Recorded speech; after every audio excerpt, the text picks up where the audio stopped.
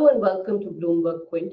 We're in conversation with Dr. TV Somanathan, Finance Secretary to the Government of India, talking about the budget, of course. Thank you, sir, so much for taking the time to speak to us on BloombergQuint. So I'll start with what was the cornerstone of the budget, which was Capex. I just want to understand the numbers a little bit better. We've gone to 7.5 lakh crore in the budget estimates this year. That compares to 5.5 if you take out the Air India component from last year. In this year's numbers, is there some transfer of EBR debt or EBR to the Capex number, to the headline Capex number? There is nothing there that has changed from the budget. No. Whatever was in the budget, we didn't have any EBR. And so it's nothing new has happened between the time of presentation of last year's budget and now. If you remember, last year's budget did not include provisions for EBR. There was a notional 30,000 which was left unidentified, which was not used. Only 751 crores of EBR were actually taken this year. That was because the Polavaram project in Andhra Pradesh had already arranged for this loan, and it wouldn't have been proper to stop it halfway.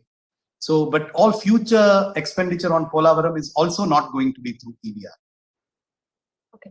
No, I asked, sir, because if you look at the EBR numbers in the broader expenditure profile, there are, for instance, in the case of NHAI, there was almost a 65,000 crore number which was there in the others. Let me make a clarification. Sorry, I have to interrupt you here. There's a difference between EBR, which is extra budgetary resources, are those like the ones we used to take for Food Corporation of India, where it was taken by the Food Corporation of India, but actually it was agreed that it's a liability of the Government of India. Yes. Those extra budgetary resources. Yes. The EBR, which you are referring to, which is the internal, that is when NHAI raises resources on its own. It is not an obligation of the Government of India to repay those. It's NHAI's obligation to repay them. Now, those have been taken this year. 65,000 or so is part of this year's plan for NHAI. That is correct. Now, that continues. But in next year's program, in some cases, so the budget for NHAI has been increased, and the borrowing that they have been doing this year will be reduced next year to basically to zero. Okay, so there is no transfer to the direct budget of. No. The two are not really. I mean, they're two separate things. But okay. But we have. I mean, NHAI will be reducing its borrowing to zero next year. Okay, that's not on account of any transfer from the government. It is not an accounting. It's not like FCI or some of the cases earlier where now FCI is an organization with no assets, no income. Yeah. For them to transaction means we are standing behind it. But NHAI is different. It has income, it has assets, it borrows on its own strength. Okay. So that 7.5 number has no adjustments to be made like last year where there was an Air India adjustment. So that 7.5 Capex number is mostly fresh spending, including that Correct. 1 lakh loan to the states. That's right. Okay. So, sort of the talk that the actual Capex increase or the effective Capex increase is lower than what's being projected in the budget is, according to you, not correct. It is what the headline numbers suggest. It is exactly what the headline number says. Now, as I said, if you start adding up the amounts of, for example, the railways takes money from the IRFC, they have some PPP projects, the Ministry of Power has some borrowings that they do. So with the exception of NHAI, none of the others have made any downward revisions in their borrowing next year. NHAI has something small on Bharat Sanchar and Bharat Broadband, but those are not sort of the material numbers. They're 5,000 each. They're not material, but the only material reduction in borrowing is by NHAI. There is a reduction there, but that's more than offset by the budget increase. So in aggregate, there is a very substantial increase in capital expenditure. And I've seen some, somebody showed me some speculative graphs that somebody had said that it's actually less. But if you look at those numbers carefully, they are mixing up a lot of things, including budget provisions for food subsidy are all in those numbers. So it's not Capex to Capex. It's an amalgam of some apples, some oranges, some bananas, and some Coca-Cola all mixed together. But if you look at Capex to Capex, there is an increase. The only undertaking where the net increase is smaller than the gross increase is NHAI. What has changed for NHAI that they're reducing their borrowing so much next year? They have been borrowing a lot, and we think that it's a basically look at when we give budgetary support, it is the equivalent of equity into NHAI. That equity strengthens them for the future. So this year we felt that it was prudent to put most of this money from the budget.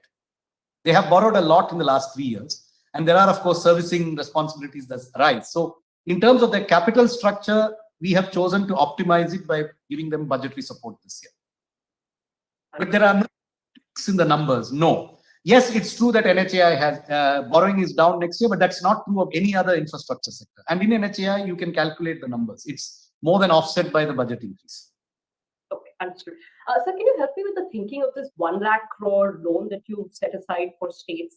What was the reason or thinking behind it? Did it have anything to do with the fact that the compensation period is ending this year, and hence there's some uncertainty on state finances which may be holding them back from spending?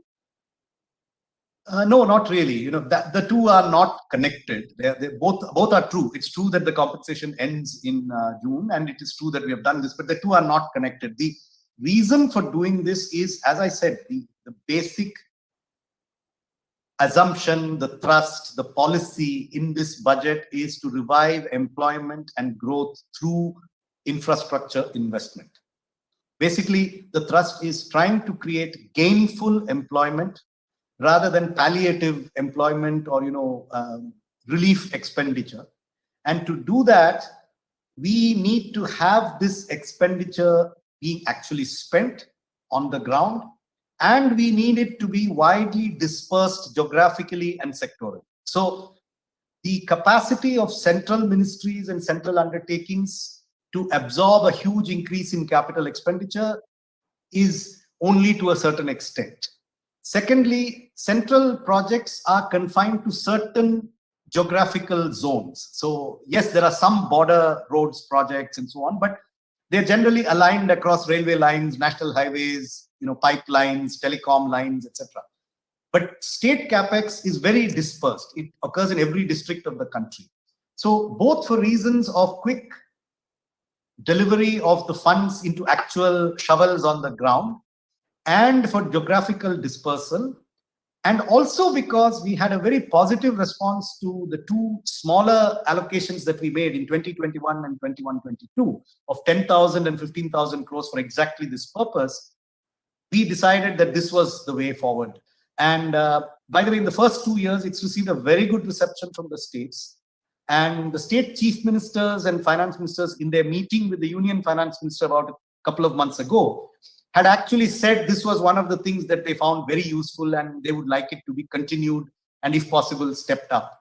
So this is actually done based on a consultation with the states, and I think this part of the capital expenditure will actually get implemented very quickly because it's something they have the capacity to do. The grants to states are down. Is that because the revenue deficit grants are down for the year? Overall grants? Revenue deficit grants, according to the Finance Commission's award, go down each year. They peak in year 1 and they decline until year 5. Yeah. We have stuck to exactly the Finance Commission's recommendations. So a question on the ability to actually spend beyond the allocation. We have gone from, say, capex of 3 odd lakh crore very quickly to 6 plus. Is there a spending capacity? 5.5, if you ask me, 5.5, not 6. Okay, 5.5, but still a significant jump, right? I mean, there is spending capacity. There is enough attention being given to process to try and make sure that this money actually gets used effectively. Yes, it's a challenge for them to do it, and process changes have been made. I think now one of the things which we did mention in the budget is that procurement rules are being changed, and it's being made easier for certain kinds of decisions to be taken. But overall, it remains something on which the government has to pay a lot of attention. I mean, spending 6.5 lakh crores next year by the central government. I think the 1 lakh will actually go more easily than the 6.5. So the 6.5 is a challenge for the, and also the nature of the projects that the central government undertakes are such that they typically do involve a lot of environmental clearances. They tend to be bigger projects with bigger clearance requirements, land acquisition, and so they are prone to taking longer than the small capital projects of the states. But I think going from 5 to 5.5 this year to 6.5 next year is not that big of a stretch. I think that's approximately a 20. I mean, 5.5 to 6.5 is less than 20%. I think that about 70% till December. That's right. But I think that is a leap that is possible. Okay. And states, you're convinced that they'll be able to spend the money, because even the state spending, and we have data only for the first half of the year here, and there were, of course, issues of COVID restrictions, etc. at that time, but they've been pretty slow, the major states, on spending on Capex in the first half at least. States generally do not prioritize Capex. In any financial situation, they prioritize welfare schemes, which is why I think that they will actually lap this up, because this is money that they can get only for capital, and it doesn't bite into their revenue or welfare schemes in any way. And it's not that states don't like to do capital projects. It's just that given a budget constraint, they feel obliged to spend on welfare, which is also, I mean, the political economy dictates that they pay attention more to the first than to the latter. But this is exclusively tied to capital expenditure. And they do have that absorptive capacity, particularly because they've not been spending much on capital expenditure from their own resources. So I saw your comments to Informist Media, where you were sort of explaining the shift between revenue spending and capital spending. And Manrega is a long-standing debate, but even on subsidies, food, fertilizer, you may need to allocate more during the year. Are you banking on the fact that you may get more revenues that you budgeted for? So if you need to allocate more to some of these heads, you will have space. Both of them are. So in the case of fertilizer, I am hoping that international commodity prices on the inputs to fertilizer will not be as astronomically high in the coming financial year as they have been this year. Typically, there is some mean reversion in these prices. They've been at astronomical levels throughout the current financial year. So it is, I think, a reasonable bet that they will correct somewhat next year. Now, it may be that I'm wrong, and it may be that they will continue to go up. But I'm also hopeful that the Federal Reserve taper will have some effect on asset prices, including commodity prices. So in that sense, I think 105 that we provided for fertilizer is a decent midpoint estimate. If it's exceeded, yes, we will have to find the resources. In the case of food, the estimate is actually pretty precise, assuming that the Garib Kalyan Anna Yojana does not continue. Yeah. Now, if those contingencies happen, yes, we will have to look for, we'll have to scrounge and find money for that. So there could have been some argument to say that, okay, we are planning to extend those food transfers, but maybe because the announcement hasn't yet been made, you can't budget for it. No, I'm not even sure the announcement will be made. So how do I budget for it? Because there is some level of, after putting it in the budget, we don't do budgets that way. Government budgets is not something where you can predict policy. We follow the policy, we don't predict it. So I've heard you, heard questions being asked on the conservative revenue numbers. Conservative or not is not the point, sir. I think some of the numbers for Q4 on tax estimates and even for the next financial year, they don't seem reasonable. They don't seem to build in reasonable estimates of growth. And if you had perhaps built in slightly more reasonable estimates, we could have shown a lower fiscal deficit. You wouldn't have seen the reaction that you've seen in the bond markets.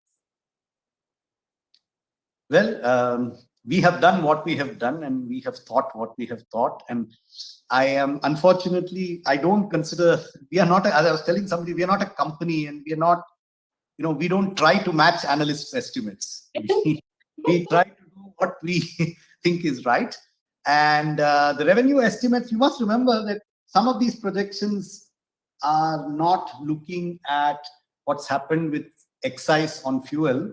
So trends are a little misleading. We've actually cut taxes in November. So straight line projections are very difficult. Like this debate about next year, when somebody said, oh, you only projected a 10% growth with 11% GDP assumption. How? Well, very simple. 14 if you take out excise. On everything else and minus on excise. So that the resultant number is plus 10. But we cannot have reduced excise taxes and equally buoyant tax revenues as before the cut. There will be effects. So let's see. I mean, maybe we have been over conservative, but I prefer to, estimate the way we see it. And we may, by the way, I don't do the revenue estimate. I take the revenue estimate that we get. we do discuss it. And I have been told by the Revenue Secretary that these are the most probable conservative numbers. Now, conservative in the sense that we will hit these numbers. It could be more than that. It's possible. But, well, that is it. But we are not looking to shock or not shock or spook or not spook the market. I mean, that for us is an extraneous and resultant. I'm afraid we are not a company. We don't actually try to plan for analysts' calls and try to match their expectations or not match their expectations. And I think they should try and match our expectations because we give the real number and there's our estimates. Could the borrowing numbers have been lowered though? Because you're also sitting on very next year? Cash balances. For next year? Yeah. Let's see if we end up having large balances at the end of this year. I mean, but next year, the main change, let me again explain. I've said this many times, I'll say it here again.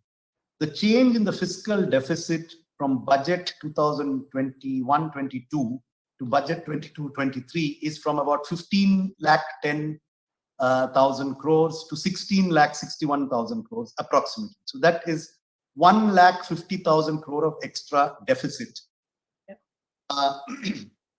In relation to the plan which we had at the beginning of this financial year, the market borrowing number has gone up by about 1,90,000 crores. So an increase in deficit of 1.5 lakh crores and an increase in borrowing of 190. That's not a huge change. I think the problem is that in the current year, our revised estimates, because we have had huge inflows of small savings, the market borrowing proportion of the current year's deficit is lower than it was in the budget estimates. Yeah.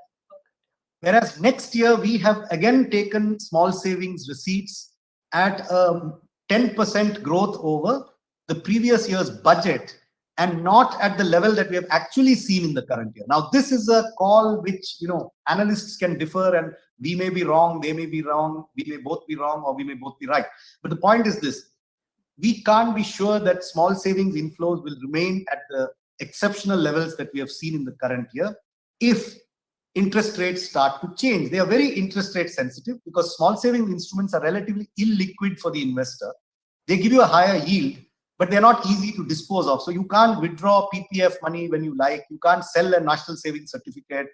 You can't liquidate it at a moment's notice. But a fixed deposit in a bank is much more liquid, but it offers you a lower rate of interest. But if the interest rate environment changes, which we expect it is likely to change, both for international and domestic reasons, then we may not see those kinds of small savings inflows in 22-23.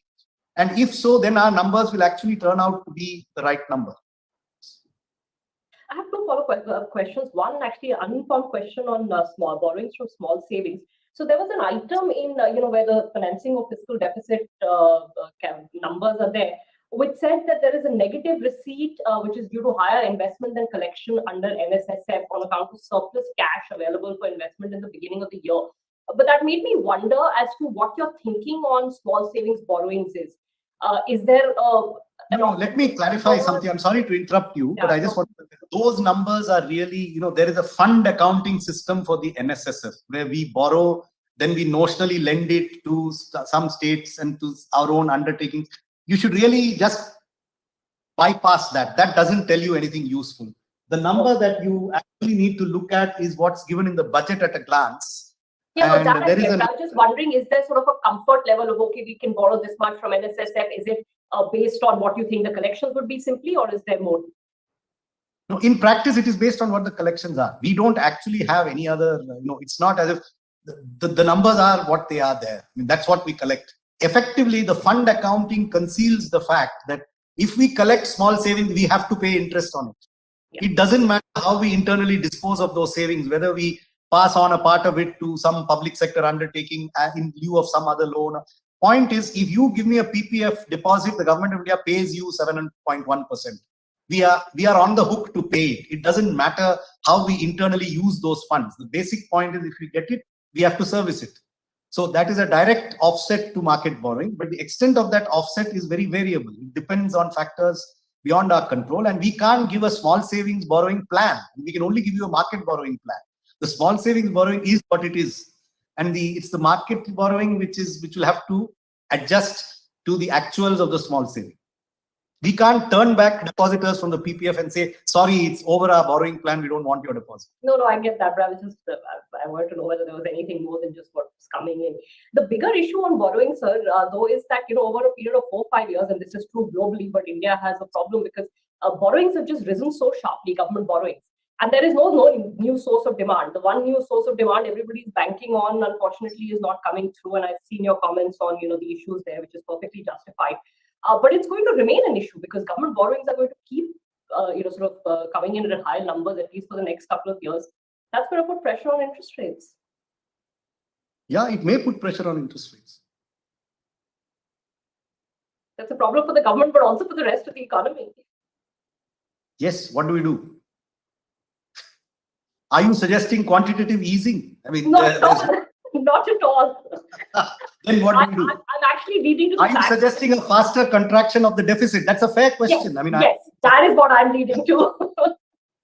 Right. Well, okay, so that's a call that what at the margin is better for the economy. And for us, the question is not what at the margin is better for bond investors. That's not our concern. So for us, at the margin, the question is, for the economy, does a marginal interest rate change of, say, 25 basis points versus an additional amount of capital expenditure, what are the growth effects of the two? And the interest rate sensitivity of private capital investment, we judge to be pretty low, because if it was very sensitive to interest rates, we should have seen a private capital expenditure boom in the last 24 months when we've had ultra low interest rates. That has not proved to be enough to kickstart private capital investment. It is demand, investment expectations are driven by things other than interest rate, especially for small increments like 25 to 50 basis points. So for us, the risk return trade-off was in favor of spending marginally more, while of course consolidating. We are going down. I mean, we're not going up. And the 9.2 last year to 6.9 this year is something that I want to point out. I've pointed it out elsewhere and I'll repeat it. Is the fastest contraction in fiscal deficit in India's history. It is faster than 1991. We've reduced by 2.3 percentage points in a single year. That's never happened before. That's a lot, from 9.2 to 6.9. So it is a contraction. It is now you can say that's because of the GDP growth, of course. But then last year's 9.2 was also because of GDP contraction. So it's a severe correction, and we're continuing to correct at least 0.5% per annum. Now, should it be more is a valid debate, and you are, absolutely right to raise that. But as I'm saying, we took a judgment call that on the margin, what we needed now was to provide a catalyst for the revival of growth and the revival of private investment by pump priming, rather than saving some. Yes, we would have had a lower interest rate if we had a lower deficit. Agreed. But would that be enough for the economy and for growth? Perhaps, perhaps not. We have taken our judgment call. That's it. There won't be any pressure on the RBI to find ways to bring down yields. I don't think so. At least I think that's the RBI's call. What they do is their decision, and I think they are mandated to focus on inflation. And if rates go up, well, that's their call. Dr. Somanathan, my last question is more sort of on the economic outlook. Again, there are conflicting messages that come out from the budget. On the one hand, if you look at the revenue projections, you come away thinking that, perhaps, we're not expecting growth to remain, or the growth momentum to remain as buoyant as some of these pent-up elements start to fade. On the other hand, the fact that we're pulling back on some of the revenue support, suggests that there is an expectation of greater normalization in the economy. Where does the truth lie as far as your outlook for the economy goes? So I think we are likely to reach a nominal growth of 11.1% at least that we have projected in the budget. More than that, I think it depends on non-economic factors, particularly COVID and I think there's one very important non-economic factor that drives consumption in the economy, and I think that we have to be very, very conscious of, and it's not something that I can control in any manner, but there are other policymakers in state and central governments who do have some control over it, which is our response to COVID in terms of, if you keep shutting down markets 2 days a week, if you keep saying that you cannot go to a cinema or to a restaurant, then you will never get the kind of consumption that you'll get in a normal economy. however much you may spend and however much you may extend credit and however much you may cut taxes and however much you may give, fund cash transfers, people, so there are those who don't have income and are not spending. And then there are those who have income and cannot spend because they can't go to the shop. So this is something which is beyond the control of economic policy. That's something that will have to come from health and health management policies. That's a big variable. If that normalizes, I think consumption will pick up much faster. All right, Dr. Somanathan, I'll leave it at that. Thank you so much for taking the time to speak to us. Thank you. Thanks, sir.